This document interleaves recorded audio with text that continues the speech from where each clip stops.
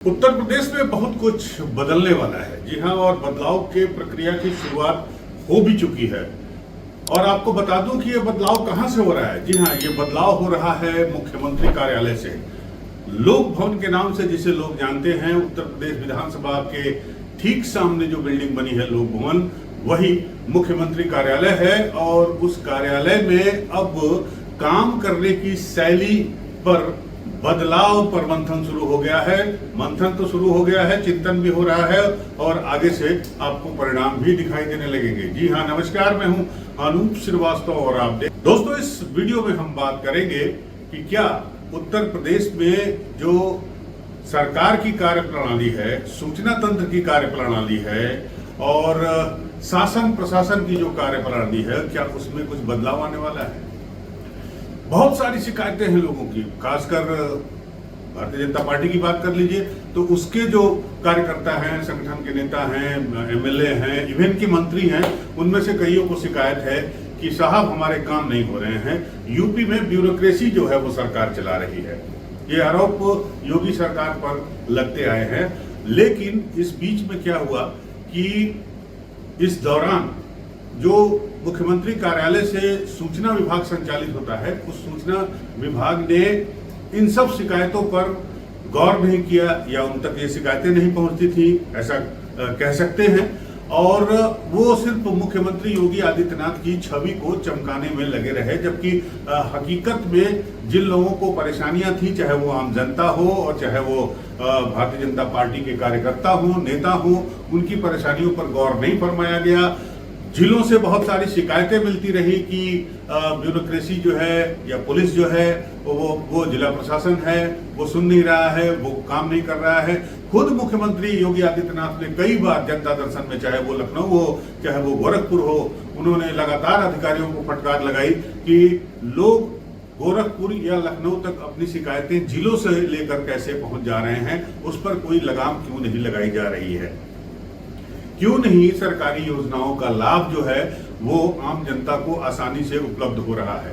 दिक्कत कहां पे हो रही है। आपने सुना होगा कि कई बार योगी आदित्यनाथ ने फटकार लगाई अधिकारियों को, लेकिन अधिकारी इतने मोटी चमड़ी वाले होते हैं, खासकर आईएएस अफसर जो होते हैं वो इतनी मोटी चमड़ी वाले होते हैं, पुलिस वाले जो होते हैं वो इतनी मोटी चमड़ी वाले होते हैं कि उन पर कोई खास असर नहीं पड़ा। 2 दिन एक्टिव रहे, तीसरे दिन से फिर वही ढाक के 3 पार। लिहाजा असंतोष बढ़ता गया और उसके बाद उसमें भी तुर्रा ये है कि भ्रष्टाचार की खबरें आने लगी। जी हाँ, आपको बता दें कि कई नौकरशाहों पर, आपने एक बड़े नौकरशाह का नाम सुना होगा, अभिषेक प्रकाश, जो है आईएएस रहे, लखनऊ के डीएम रहे, अमीरपुर के डीएम रहे और इन्वेस्ट यूपी के सीईओ थे, उनके ऊपर भ्रष्टाचार के आरोप लगे। इसके अलावा मुख्यमंत्री कार्यालय में सूचना देख रहे कुछ लोगों पर भी, 2 बड़े लोगों पर, आप समझ गए होंगे मैं इशारा किस तरफ है, 2 लोगों की तरफ भ्रष्टाचार के आरोप लगे। और पूरी ओवरहालिंग बताई जा रही है कि सूचना विभाग जो सरकार के क्रियाकलापों की, मुख्यमंत्री की, मंत्रियों की और विभाग की कार्य करने की बात को, सरकार के प्रोग्राम को, उनकी नीतियों को क्रियान्वयन जो है वो दृश्य और श्रव्य के माध्यम से पब्लिक तक पहुंचाने की कोशिश करता है, वो उसमें जो है ओवरहालिंग की गई है। इसकी सूचनाएं लगातार आ रही हैं। कुछ लोगों को दूसरी जगह भेजा गया, कुछ लोगों को हटाया गया और अब ये सुनने में आ रहा है कि इन सब कामों के लिए, यानी सरकार के कामों के लिए, कामकाज के प्रचार और प्रसार के लिए अब नई कंपनियों को हायर किया जा रहा है। तो जाहिर सी बात है कि जो पंचम तल है, पंचम तल उस हिस्से को कहते हैं जहां पर मुख्यमंत्री का जो स्टाफ होता है, जो अधिकारी होते हैं, वो साथ में बैठते हैं। पंचम तल को ये लगा होगा कि कहीं ना कहीं कुछ न कुछ गड़बड़ है, क्योंकि पिछले कुछ दिनों से सोशल मीडिया पर भी इस बात को लेकर काफी हंगामा हो रहा था। तो अब क्या होगा उत्तर प्रदेश में, किस तरह का बदलाव होगा। बदलाव की चर्चा तो मैंने पिछले वीडियो में भी आपसे की थी कि मुख्यमंत्री के बदलने की बात हो रही है। मुख्यमंत्री योगी आदित्यनाथ जी को प्रमोशन देकर दिल्ली भेजने की बात की जा रही है। यहाँ पर एक ओबीसी या दलित चेहरे को प्रदेश का अध्यक्ष और प्रदेश का मुख्यमंत्री बनाने की बात हो रही है।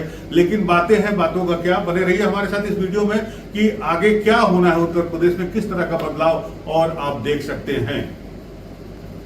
तो पहले आते हैं मुख्यमंत्री या यूं कहें सरकार के चेहरे को चमकाने वाले विभाग की ओर, यानी सूचना विभाग की ओर। सूचना विभाग में काफी बदलाव इधर देखने को मिले हैं। जो नए डायरेक्टर आए हैं, डायरेक्टर इंफॉर्मेशन, वो काफ़ी मेहनत कर रहे हैं, काफ़ी कुछ जो है वो समय दे रहे हैं अपने विभाग को, और उसमें कहाँ गलतियां हुई हैं, किस तरह से उनको सुधारा जा सकता है, और किस तरह से ओवरऑल गवर्नमेंट की, यूपी गवर्नमेंट की मैं बात कर रहा हूं, यूपी गवर्नमेंट मुख्यमंत्री के साथ साथ जो सीएम चेहरा है उसके साथ साथ पूरे सरकार की, और साथ ही सरकार के जो कैबिनेट में मंत्री हैं उनकी किस छवि को किस तरह से सुधारा जाए और किस तरह से जनता के सामने पेश किया जाए, इस पर मंथन चल रहा है। साथ ही साथ अभी तक जो एजेंसीज काम कर रही थी सरकार, यूपी सरकार के लिए, मुख्यमंत्री के लिए पीआर एजेंसी, उसमें भी बदलाव होना है। तो जैसा कि मैंने बताया कि सूचना विभाग जो होता है वो सीधे मुख्यमंत्री के अंदर में आता है, और इस समय प्रमुख सचिव सूचना जो है वो संजय प्रसाद हैं। वो संजय प्रसाद भी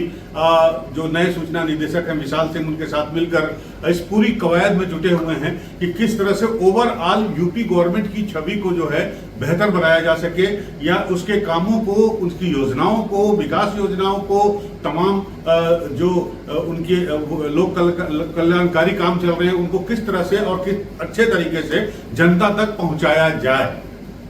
तो जाहिर सी बात है कि पहले जो काम हो रहा था उसमें कहीं ना कहीं कोई कमी दिखाई दी होगी। तो ये एक बड़ा बदलाव है। उसमें आगे अब जो पीआर एजेंसी आएंगी और वो तमाम 2-3 एजेंसियां हायर होती हैं, वो हायर की जाएंगी, और वो एजेंसियां किस तरह से काम करेंगी ये देखने वाली बात होगी।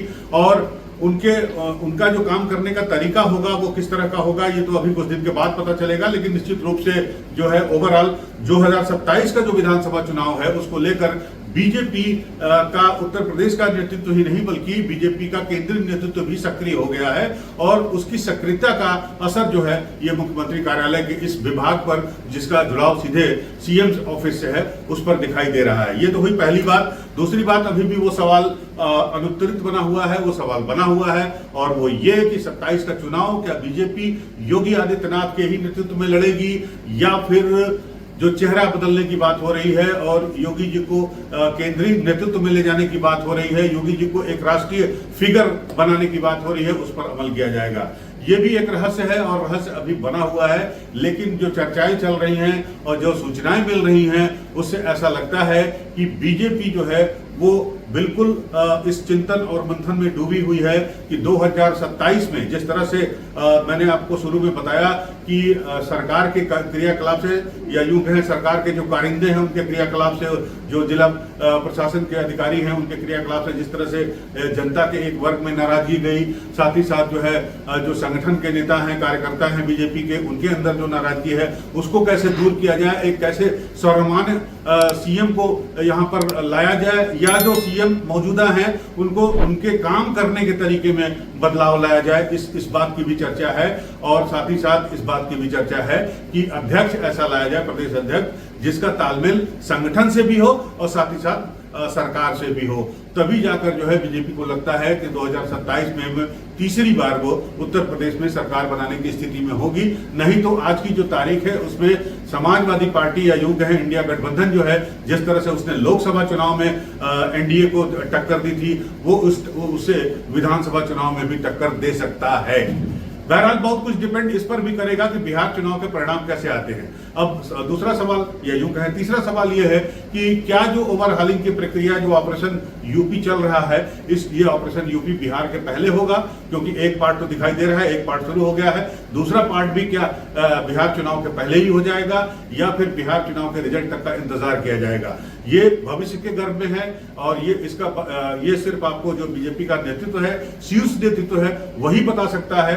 और आपको पता है कि बीजेपी में कब क्या हो जाए ये किसी को पता नहीं, लेकिन अंदाजा लगाना, अटकलें लगाना मीडिया का काम है, सोशल मीडिया का काम है। सो हम भी जो सूचनाएं मिलती हैं, जो खबरें आती हैं, उसके हिसाब से हम आपको खबरें दिखाते हैं, और आगे क्या होगा, किस तरह के नतीजे सामने आते हैं, चाहे वो सूचना तंत्र की कार्यप्रणाली का हो, चाहे वो सरकार का हो, चाहे वो संगठन का हो, चाहे वो पार्टी का हो, बनी रहेगी हमारी नजर। आप भी हमारे साथ बने रहिए, और अगर आपको ये वीडियो अच्छा लगा हो तो हमारे चैनल को लाइक, सब्सक्राइब करना बिल्कुल मत भूलिएगा। मिलते हैं आपसे अगले वीडियो में, तब तक के लिए नमस्कार, जय हिंद।